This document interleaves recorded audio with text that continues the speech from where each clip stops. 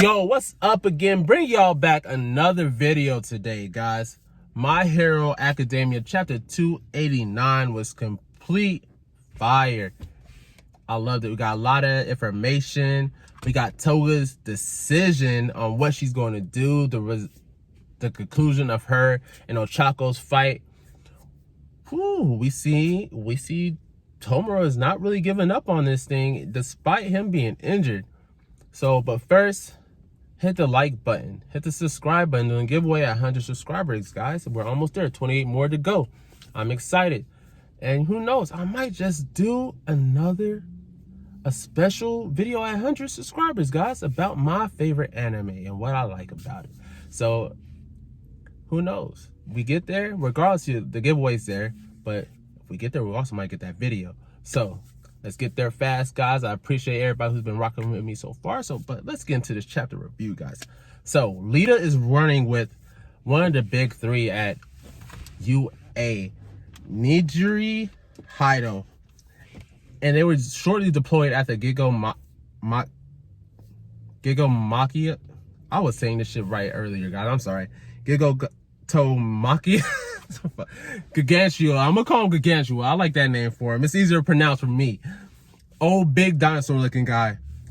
So she asked Lita why he deployed with her even though she can't fly, because the message was passed to anybody who could fly. Well, he says a lot of 3 people in his class was gone and hasn't came back yet, and 2 of them taught him a deep lesson, and they're his dearest friends. So he zooms off and leaves her behind in the middle of a sentence. Basically, but before he basically tells her that, hey, I'm prepared for any punishment that comes my way, but I'm going to help my friends, basically. So then it cuts to Deku falling, and Shoto grabs him, and before he could fall on the ground.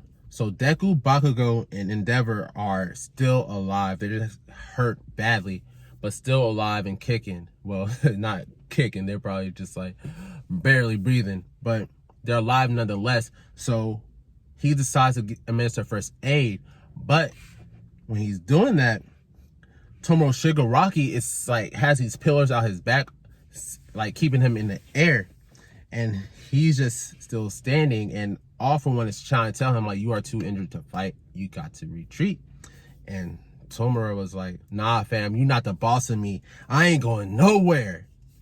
And then Lita and Hado arrived there to tell him that Gigantomachia, got it, Gigantomachia is on his way here, and that they already told the other heroes who are fighting Nomu.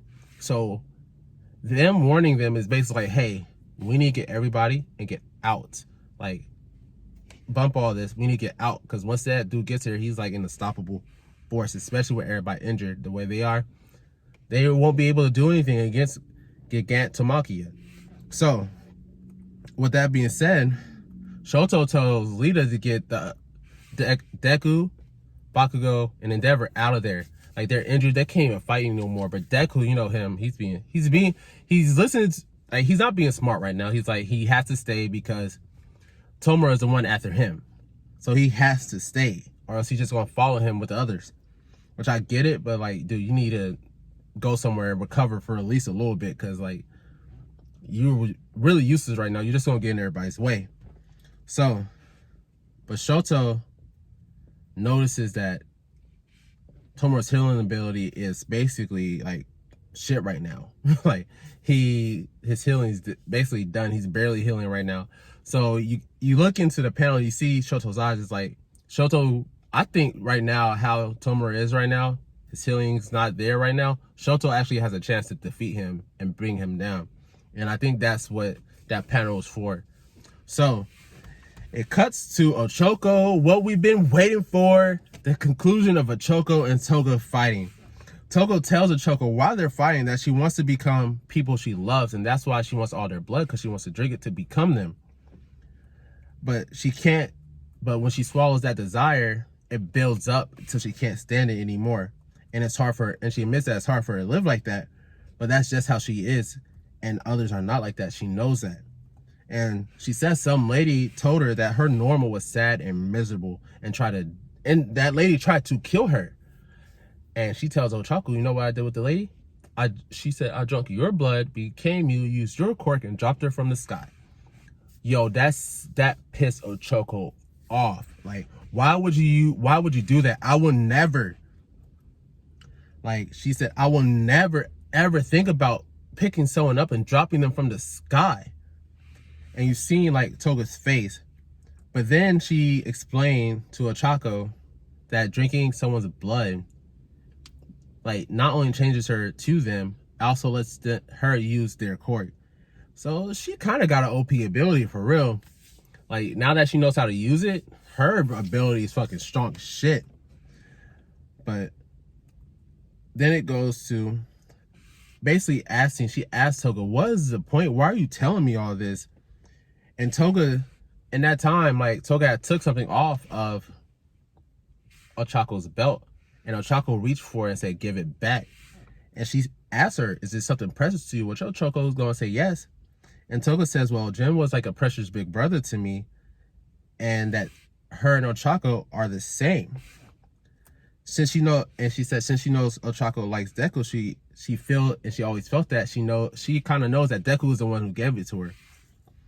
And then Ochako knows that she can't waste too much time on her, so she kind of shut her feelings out and starts throwing everything that she had touched on the ground at her, knowing that she can't really, like, you know, attack Toga straight forward because she's just dodging.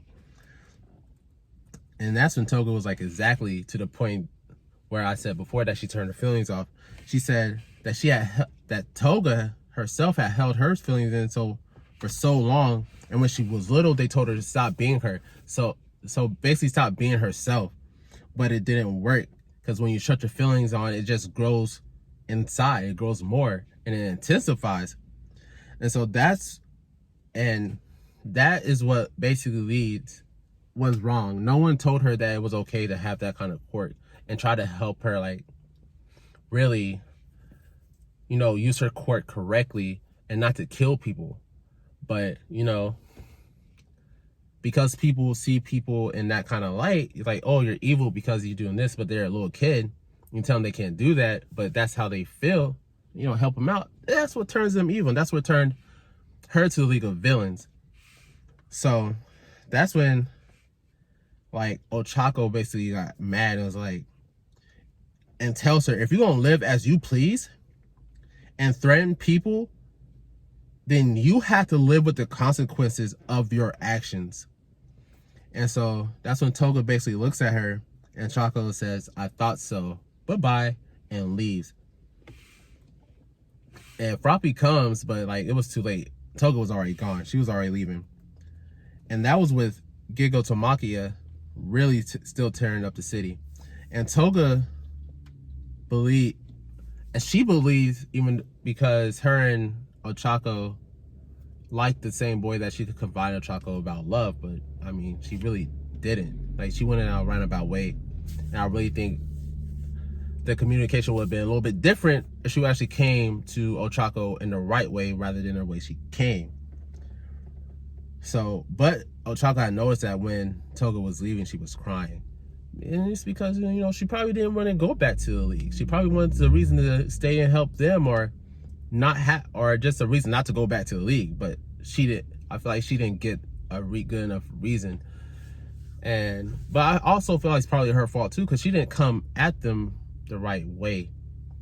But how are you supposed to know how to correctly deal with people when, you know, you wasn't taught? So I'm not going to leave that too much on her. But then it comes back to Shoto, Lita, and how they're fighting Tomura, and you can see Gigantomachia in the background, and he is almost on top of them. You can see him, and he's coming to his master's aid, guys. I'm like, oh no, y'all waited too long. Like, y'all know, like, y'all need to, I'm looking at the end of the panels. It shows like the little V shapes of each of the characters there, and I'm like, yo, get out. Like, y'all have to get out. They have to find a way and get out before he's actually really on top of them. Because once he gets there, like, they can't fight that. because Dobby's on there, a couple other, Spinner, and then a couple other like villains from the League of Villains, and then Toga's about to come back. They all healthy. They're all good. Like, they haven't had to battle anyone yet. Y'all all tired and exhausted with 3 of y'all main people like out. Like, they can't fight anymore. I was like, they need to get out of here ASAP. So, guys, let me know what y'all think is about to happen in the next chapter of My Hero. Next chapter, not the next chapter. Let me know what y'all think about to happen in the next chapter of My Hero. Again, thank you all for riding with me so far. Again, if you haven't subscribed to my YouTube, go subscribe to my YouTube. If you're watching this on Facebook, and if you're watching this on Facebook and haven't followed us on Facebook, go hit that like button on Facebook and follow us on Facebook so you get all the notifications. Because I also post a link to my only YouTube, to the videos that I only post on YouTube on my Facebook page. So go do that. Again, we're doing a giveaway at 100 subscribers, and I might drop a special video at 100. So let's get the subscriber count up there, guys. Again, guys, I appreciate everyone for all y'all do. It's been Guy Jim from Guy Jim Retreat, guys, and I'm out.